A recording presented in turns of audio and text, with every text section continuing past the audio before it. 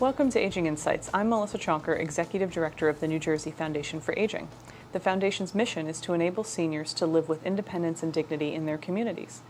Aging Insights is produced by the New Jersey Foundation for Aging to provide information and resources to boomers, seniors, and caregivers. We all know that moving more and getting some exercise is good for us. It's good for our physical well-being and our mental well-being. Some research even shows it keeps our brain healthy. However, it can be difficult to get started. Sometimes you can't find something you like, or you have some limitations, and so you think, I can't do that. Well, yes, you can. And I have two guests here with me today to share with you some exercise programs, information, and modifications. Our guests today are Arlene Tremarco, Chair Yoga Instructor, and Nona Ayanada, a fitness instructor and certified Zumba Gold instructor. And we're going to learn all about what those things mean in a minute, right? Thank you both for taking time out of your busy teaching schedules to join us today. I did, Nona, want to start with you, and if you could just begin by telling us how you got involved in fitness to begin with, and take us through that a little bit first. Okay. Well, when I was turning 60, I found Zumba as an exercise program and fell in love with it. Mm-hmm. It was something that I could do that I wasn't limited by, and was able to do after work and on the weekends. And I really loved the program, and I was always modifying for myself because of my age with arthritis. And then they introduced the Zumba Gold program. And the Gold program is adapted for seniors and anyone who might have any mobility issues or limitations. And so my instructors kept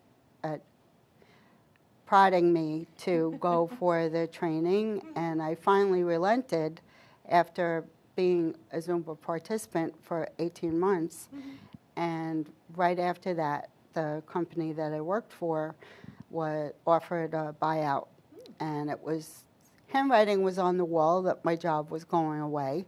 So I took advantage of it, and I haven't looked back. Yeah. So started out as a participant in an exercise program that just was the right fit for you, and through a series of events were encouraged to become an instructor yourself, and I think that's terrific. So for people who might not be familiar with Zumba, can you explain what it is?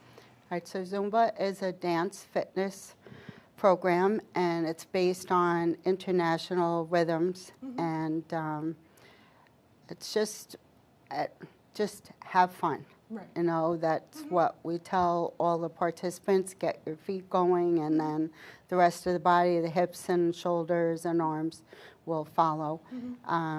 When I went for my training, my instructor said, you know, you need to get other training to make sure that if you're going to work with seniors, that you keep them safe and you know how to modify. So I sought out AFA, which is Aerobics and Fitness Association of America. I got my certification for group exercise and choreography. And I also wanted to work with seniors in the water, so I looked into other trainings for aquatic exercise. So I got my certification in Arthritis Foundation, Land and Sea, and also for silver sneakers. And so I just keep progressing. With AFA, you have to have the continuing education. Right, so you have to continue getting trainings to keep up to date with that certificate. So I do that all the time. I'm always looking for new things to innovate. So I took bar training. I'm going for a Tai Chi training next week. That's so great. Just try to incorporate all those things into what you're teaching, keep everybody safe, and get that mobility and range of motion, keep that for all different participants. So I want to hear a little bit more about some of the other classes you teach, but I do want to go back quickly because we mentioned Zumba Gold, and you just talked about keeping people safe. So in order to keep people safe, Zumba Gold, as you said, is for older participants or people with mobility issues. So can you describe a little bit how it's different than regular Zumba? Regular Zumba can be a little high impact, and depending on the instructors too. A lot of instructors jump. You don't have to, but so you're still getting the cardio workout, but you're keeping it low impact. You're also modifying so that you're not torquing the hips and knees. People that have had hip or knee replacements might have shoulder issues. So you're always teaching at a moderate level, and I like to get to know the participants and know what their limitations are, if they have any, so that I can modify and, speak with them privately and say, when I do this, you should do it this way. Right. Like offer them the modification in advance, right? But I always tell everybody, go at your own pace. My level is just a suggestion, whatever feels good for you. If it doesn't feel good, it's not good. Right. So, well, that's really good advice, Right. and I think that'll come into play later as we continue talking. But you mentioned these other certifications you have, so could you tell us a small listing of some of the other things you teach?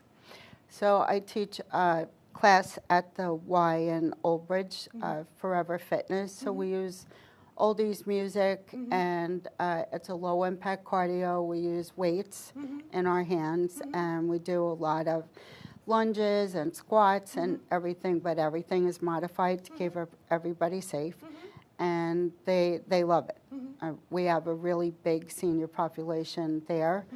I teach Zumba Gold here. I teach 3 classes a week in the water, aqua fusion, boards, belts, and buoys, using different equipment in the water, and then a Payo Chi class, which I went to AEA, Aquatic Education Association, for that training. So you incorporate Pilates, breathing, and toning exercises along with yoga stretches adapted for the water. Bits of cardio in between to stay warm in the water, because you're usually in a cool pool. And then Tai Chi for the cool down and relaxation. Well, that sounds great. Yeah. And then we'll also do Zumba Gold for people that are in wheelchairs or walkers. Oh, great. So I teach in an assisted living.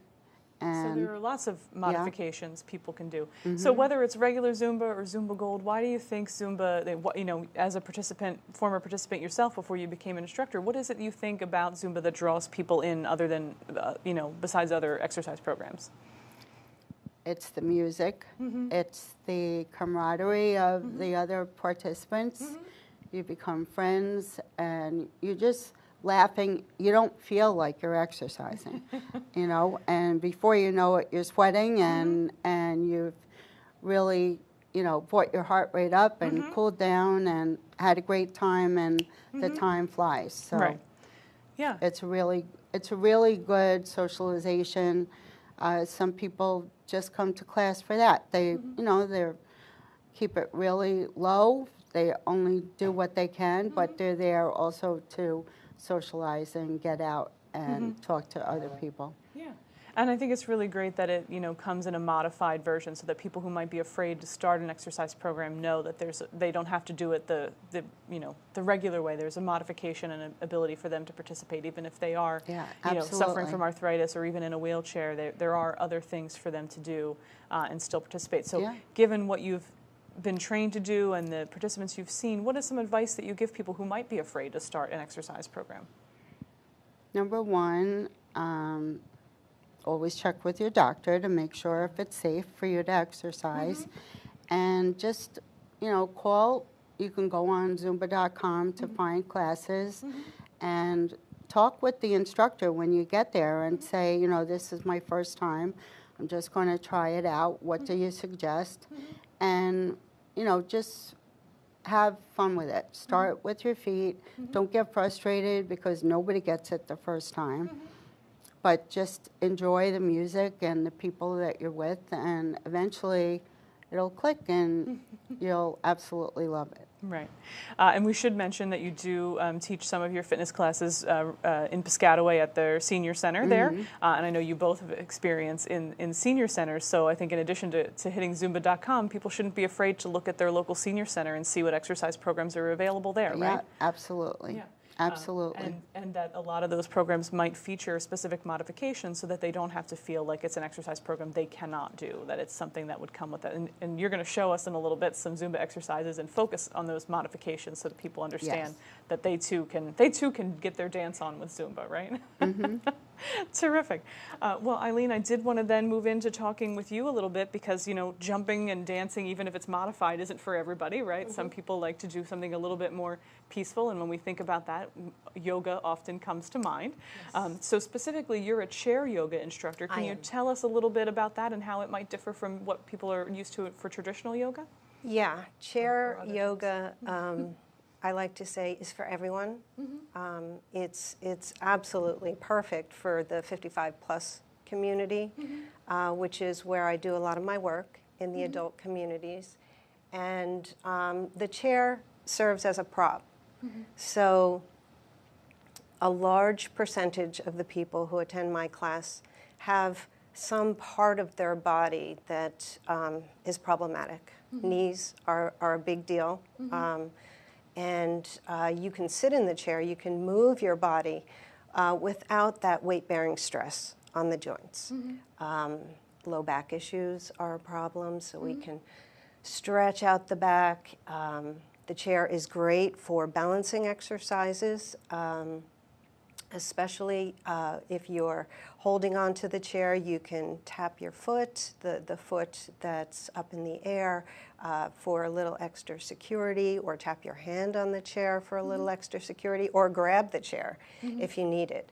I like to give many levels to each exercise so that it's available to everyone. And it's really important to tune into your body and listen to your body. It's easy to get caught up in the class and want to do what your neighbor is doing or do what I'm doing. And I can't stress it enough that we need to just listen to our body and honor the limitations that we have. And if you need to just sit, which is a great option with the chair, sit and watch. And when I look out at class, I would say someone at some point is just sitting and watching because that's what they need to do. Right. And I think that's a great reminder for all exercise programs, but particularly for what you teach for the chair yoga. It's a good reminder that the chair is there not only as a prop to be used in the exercise, but also for you to honor what your body needs at the time. And if that's a rest, then you should do that. And I think that you're right, that is an excellent reminder for folks. So how long have you been teaching chair yoga? I've been teaching for 4 years. Okay. And how did you get started into the yoga in general, or chair yoga? I always love movement. I'm a walker. I love to walk. I started yoga when I was 18, and I had a change of life event similar to you. And I decided to reinvent my career and go in to chair yoga. I'm also a certified holistic health counselor. So I bring one topic to class. How can we feel good in our bodies through movement? We try to move many body parts, but focusing on one area each week. Maybe giving a little extra attention to the neck and shoulders, which is a big area for stress and tension. The hips as well, big area for stress and tension. So it's, I think it's a perfect exercise for anyone. I have 20-year-olds in my class. Actually, one time I had a 12-year-old in my class. I have 90-year-olds in my class. And I have a woman who says, I do the best I can with what I've got. And you know, she might barely be moving, but she's moving her body. And that's the important part, right? And, you know, I talked in the beginning of the show about how it's good not only for our physical well-being, which certainly you've told us about the benefits of yoga and what it can do for us, but it's also that mental benefit, right, of having a release. And I think all exercise has that ability to do that, but yoga in particular is a little bit more structured in that way, right, to be a mindful practice? Definitely, definitely. I'll go into the benefits that I feel. Yoga, a big one, is body awareness. It really allows the individuals to tune into their bodies, and we'll do exercises and bring awareness to the fact that one leg is not as strong as the other, or one hip is tighter than the other, or the range of motion is not what they would hope it to be. And that is homework. I really advocate going home and having an at-home practice and working on those parts of the body. And the number one thing that people say when they leave my class is, I just feel good. I don't know why I feel good, but I just feel good. I have some ideas on why they feel good. Exercise releases endorphins. It's very good for our mood, as you know, and we've had a spring with lots of rainy weather, so I started up a couple of classes saying, you know, let's get those endorphins flowing. We focus on breathing. That's a big one, and I say if that's the only thing someone takes away from class, then they're that much better for it. Some pulmonologists send their patients to yoga just to cultivate good breathing. And what I notice when someone comes to class and they're new to class, they're breathing with the upper quadrant, and they're not getting down into the lower lung. And so that's our starting point. You know, we get centered on the chair, get into that deep abdominal breathing, pushing the belly out, and what I see is the bellies are getting pulled in. And somewhere along the path, because babies start out with the bellies pushing out, I think in our younger years we're told to suck it in and, you know, look good, pulling the belly in. So breathing is so important. So we get down into the lower lung, there's more receptors to take in oxygen. And that alone, if you're oxygenating your system, you're just going to feel so much better. Yeah. I think that's great. So so were there other benefits? Or did we get off track? Yeah, well, kind of a little bit. Deep breathing also helps to relax the body. We try to slow down the breath. Some of the shallow breathing is quick. Slowing down the breath shifts into peace and calm. So that's another reason why people feel good when they leave class, because they feel more relaxed. You know, after our meditation, they're like, oh, could I just stay here and take a little nap? Some say, now I feel energized, but I think your body calls in whatever it needs. You know, if you need to be energized, you'll get that. If you need to relax, that's what you'll get from the class. Not to mention flexibility. You know, we're stretching, and that's a really big deal for anyone who suffers from arthritis, because stretching creates space in the body and releases tension, and automatically your joints are going to feel so much better if you can create space. And strengthening the muscles, say around the knee, if you're real tight around the knee and we stretch and then we strengthen, it kind of bulks up around the knee, and there we have more space, more movement in the knee joint itself. So we're creating strong muscles, strong bones, because when the muscles clamp down on the bones get stronger, and good balance. That is so important. In the senior years, the percentage is very high. I wish I brought the percentages with me, but the percentage goes up once you hit about 80. It's a likelihood that a senior will experience a fall, and then there's a lot of complications that come with the fall, not to mention the fear of falling again, so then there's a contraction of not wanting to move. Right.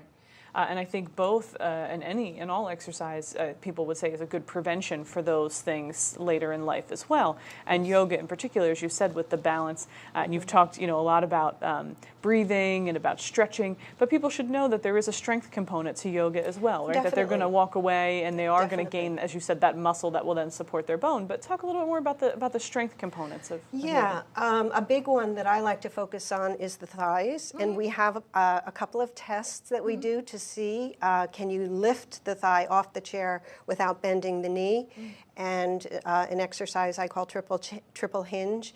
And some seniors are kind of flipping the lower leg and the thigh is not coming up. And that's really important to notice, because those are our muscles of independence. Those keep us walking around independently, able to climb stairs.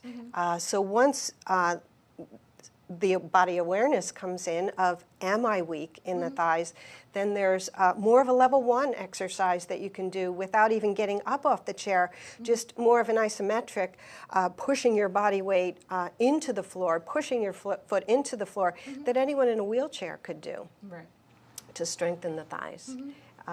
We do what I call brain exercises because of my holistic health counseling background. Yes. I think it's important to bring that component in. Exercise is good for brain health regardless, but we do exercises where you're moving different body parts at the same time in sequence. And everyone has a good time with it, not always doing it as it's supposed to turn out. Well, I think of the old thing, where people used to try to say to pat your stomach and Yes. rub your head. So you're talking about those types of exercises, where you're doing yeah. things that seem to be in opposition of each other, but it's good for your brain. It's right? good for your brain.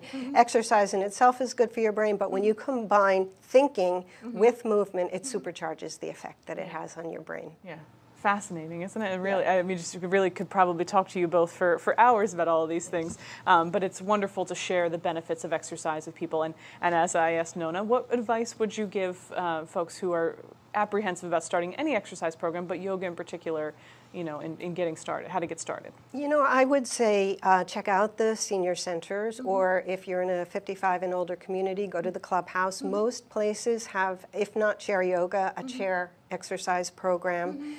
And just watch and just sit in the back and feel free to move if you're called to do it, and do whatever you can.